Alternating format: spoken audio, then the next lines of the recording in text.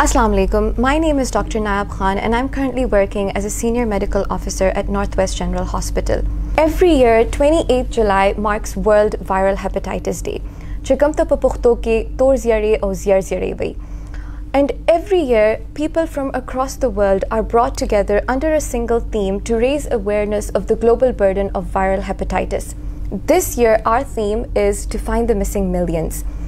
At current, there are around 290 million people who are suffering from hepatitis completely unaware. Without finding the undiagnosed and linking them to care, these millions will continue to suffer.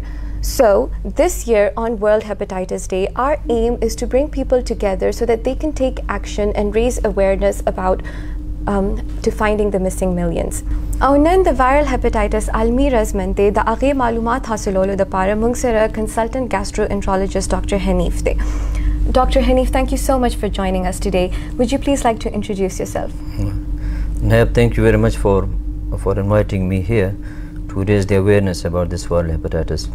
Dr. Hanif Dewanumda, I'm working as a gastroenterologist in this hospital since 2010. مخکې ما په انګلند کې یو کې gastroenterology کې specialization کړی ده په سن 2000 کې او then I worked in UK for about 10 years بیا UK نه دلته راغلم and I'm still working as a gastroenterologist. Thank you so much, sir.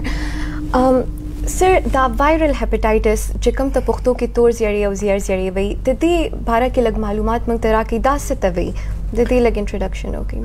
viral hepatitis دا بیسیکلی جراثیم دي چې وایرس ورته ویلی شي خو دا چې کله بدن ته دننه وځي نو دا په جګر باندې اثر کوي جګر کله سوزش جوړ شي نو دې ته بیا موږ هیپاټایټس وایو د دې وایرس یو څو قسمونه دي دې کې هیپاټایټس A ده B C D او E ده خو دا کوم زیړي ته چې موږ تور زیړی یا زیړ زیړی وایو دا هیپاټایټس B یا هیپاټایټس C وي دا هیپاټایټس A او E چې کوم ده دا اکثر سلف لیمیټینګ وي مطلب دا چې دا جراثیم د هیپاټایټس A او د E والا په خپله ختم شي خو د هیپاټایټس B او C دا تور زیړی او زیړ زیړی دا جګر له مستقل تاوان کوي نو د دې علاج او د دې باندې اویرنس او پوهه دا ډېره ضروري ده چې موږ هیپاټایټس B او C باندې پوه شو خو دا بیسیکلی همدغه جراثیم دي چې وینې کې داخلیږي بیا د وینې نه جګر ته ځي او بیا جګر کې مشکلات پیدوي او بیا که د دې علاج نه وي شوی ور په ټیم باندې پته ونه لګي نو دا جګر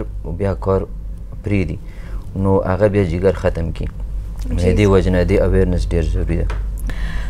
Sir, the viral hepatitis علامات څه دي؟ What are the symptoms of viral hepatitis?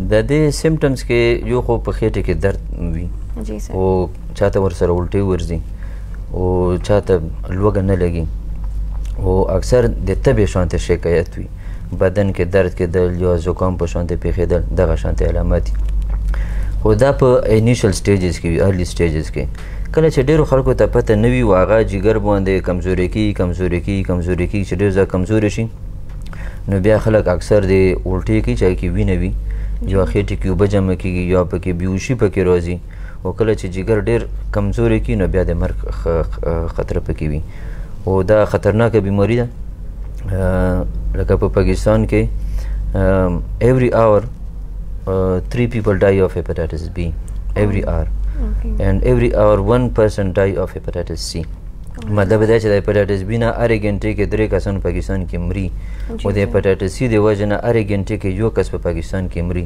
نو دې نه اندازه لګي چې دا څومره خطرناکه بیماري ده او دې کې اویرنس څومره امپورټنټ څیز ده په چې اویرنس پریونشن سره بچاو سره دې بیمارۍ نه موږ ډېره حده پورې بچ کېدی شو.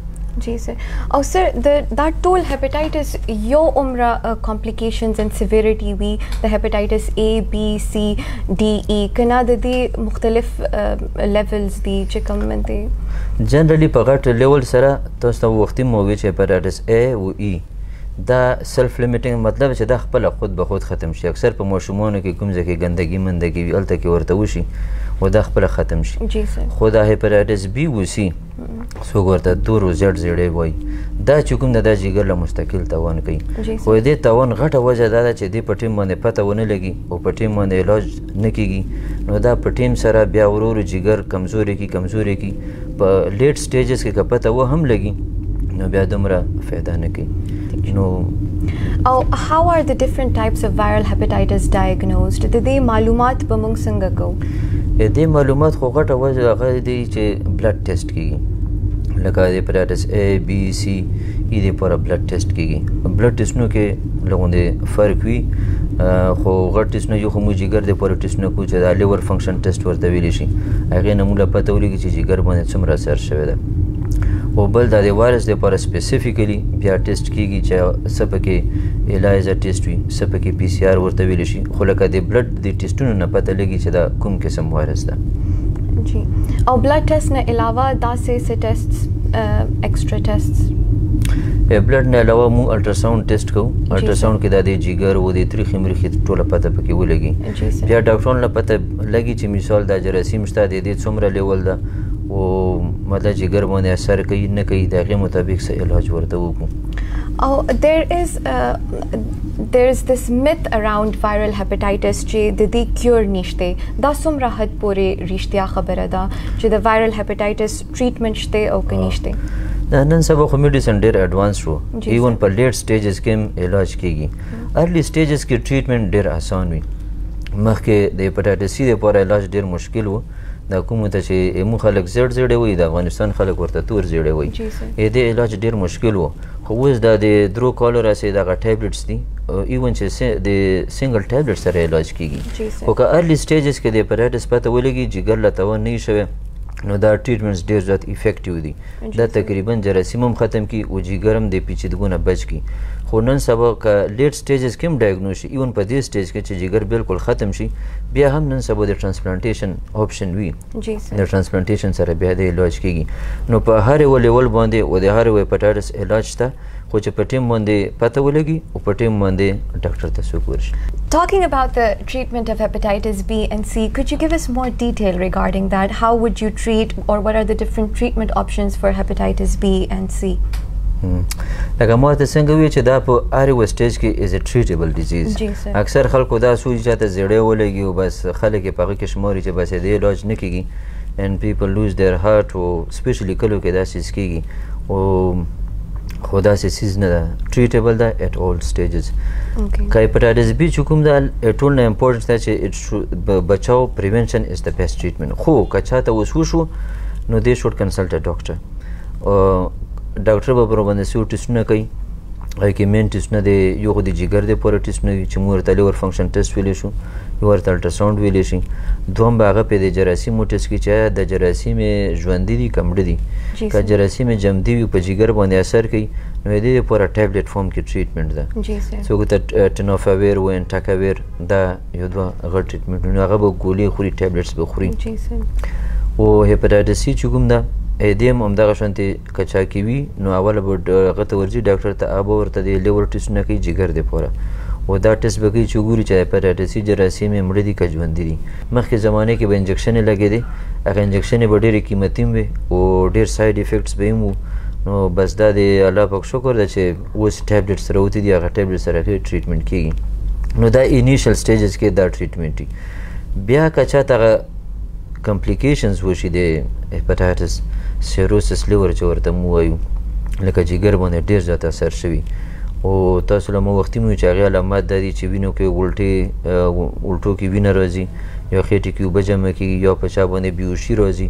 په دغه سټیج کې بیا ټریټمنټ له غوندې ډېر پیچیده شي، نو پکار چې هغه پیشنټ، هغه بیماران بیا هاسپیټل کې اډمیټ کیږي، نو د هغو دپاره بیا دا ټریټمنټ له غوندې اډوانس ټریټمنټ ورته لګي. په هغې کې لکه انډوسکوپیز وي او بلډ ټیسټونه پکې وي، او لکه هغه بیا هاسپیټل کې مینیج کیږي. او که چا جګر ډېر زیات کمزوری شوي، سیروسس هم ډېر اډوانس سټیج کې وي، نو هغه بیا لیور ټرانسپلانټیشن یو آپشن ده. خو دا خبره مو یاده وساتو چې یو هپاتایټس B کې خاص کر هپاتایټس C کې هم کېږي، هپاتایټس B کې ډېر د جګر کینسر هم پیداویدی شي. نو که چاته هپاتایټس B یا C وي نو پکار ده چې هر داسې 6 میاشتې پس 8 میاشتې پس خپل الټراساؤنډ او څه بلډ ټیسټونه هغه کوي. په چې که کینسر پکې راووته نو کینسر که پر ټیم پته ولګي نو بیا ټریټمنټ پاسیبل وي. سره دا چې که کینسر ډېر اډوانس شو بیا ټریټمنټ ډېر زیات مشکل شي، بیا نه کېږي. او سر د دې پریونشن باره کې موږ ته لږ معلومات راکوي، دا موږ څنګه پریونټ کولی شو؟ هپاتایټس A, E, B, C دا څنګه پریونټ کولی شو؟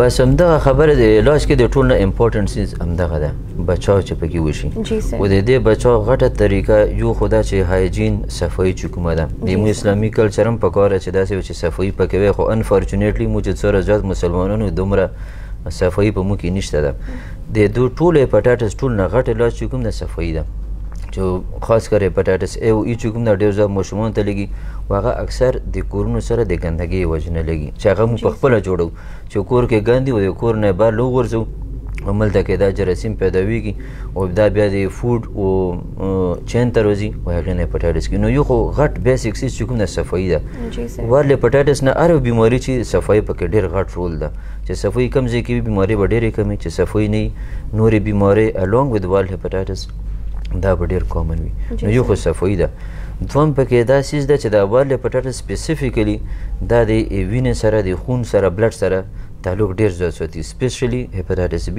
and C دا د بلډ په روټ باندې ترانسمیټ کېږي دس ون اف د میجر روټ اف ترانسمیشن نو کوم څیزونه چې د وینې سره تعلق وي لکه مثال بلډ ترانسفیوژن دا څوک وینه خیجوي پکاره چې هغې سکرینینګ کېږي چې هغې کې هپاټایټس B C نه وي یا مثال څوک غاښونو ټریټمنټ کوي هغه چې کوم ډینټسټ کوم انسټرومنټس استعمالوي پکاره چې هغه صافه وي هپاټایټس پکې نه عام پبلک دپاره داسې چې دا کوم خلک دا باربر شاپ ته ځي نایانو ته او دا ویښته میخته پې کټ کوي یا هغه کوم کله کله دا بلډ سره کنټیکټ راځي and because they are dealing with too many people there is a chance چې هغه انفیکټډ شي نو پکاره چې باربر خو داسې سامان استعمالوي چې هغه بالکل صفایي چې هپاټایټس نه کلیري او داسې هر یو څیز چې د بلډ سره وي پکاره چې هغې کې مو احتیاط ډېر کوو او درېیم غټ چې کوم د پریونشن دپاره ده هغه ویکسین هم ده دا ډېر یو غټ ټریټمنټ ده د هپاټایټس B خاص کر هپاټایټس C دپاره ویکسین نشته خو هپاټایټس B پکاره چې ماشومانو کې پته لګي چې ماشومانو کې چا کې هپاټایټس B نه وي they should all be vaccinated او که چا مدر کې پکاره چې دا pregnant mothers وي all of them should be screened for hepatitis B C نو که په pregnant mother کې پته ولګي and if you treated her during pregnancy no the chance of transmission from mother to infant gets very less او همدغه هپاټایټس کوم چې ماشومانو ته ولګي د مور نه یا په ماشومتوب کې ولګي همدغه ډېر ډینجرس فارم ده د هپاټایټس B همدغې نه د جګر مسلې ډېرې زیاتې پیداویږي نو صفایي شوله د وینې سره چې کوم څیزونه کنټیکټ کې راځي دا دې کې ډېر احتیاط کول پکار دي بل ما چېرته په د جوماتونو کې داسې وکړو چې مسواک یې ډېر خلک یې استعمالوي مسواک کول خو سنت ډېر ښه څیز ده خو د هپاټایټس خیال هم پکې ساتل پکار چې دا بیماري ته پیلاو نه شي او درېیم چې کوم د ویکسین ده ویکسین خاص کر د پریګننټ لکه د حامله ښځو دپاره ټیسټ ډېر ضروري ده او د ماشومان چې پیدا وشي چا کې هپاټایټس نه هغه له ویکسین لګول ډېر ضروري دي نو بچاو کې بس دغه غټ غټ څیزونه دي خو صفایي یو ډېر غټ څیز ده Sir, the hepatitis B vaccination bare ke lag tasu na tapos kom if a person starts their hepatitis B vaccination and for some reason it gets interrupted, no, do they have to start over from the beginning or can they continue? ښه طریقه خو دا ده چې if they get a few vaccines, basically there are 3 vaccines which are given one month apart and 3 months apart. For some reason, if they miss their vaccines, one way is to check their antibody titers. Antibody titers, if they are more than 100 units, no bia ورته دوباره vaccine کول حاجت نشته ده. خو که antibody titer کمی they should repeat. خو مسله ده چې پاکستان کې او د ملکونو کې خو هر چېرته antibody titer test نه کېږي نو ښه طریقه ده چې vaccine دوباره ولګوي په دې چې دې داسې څه خاص side effects نشته دي. A question that a lot of doctors have been faced with in hospital settings is that, for example, if one gets a needle prick injury from a Hep C positive patient, what should they do in such a setting? First, they should wash the wound. Safai ki sabun sare winzi, and then they should do some blood test. So usually the hepatitis, for the hepatitis C to get clear, if you want to do their antibodies, it will take about 4 to 6 weeks.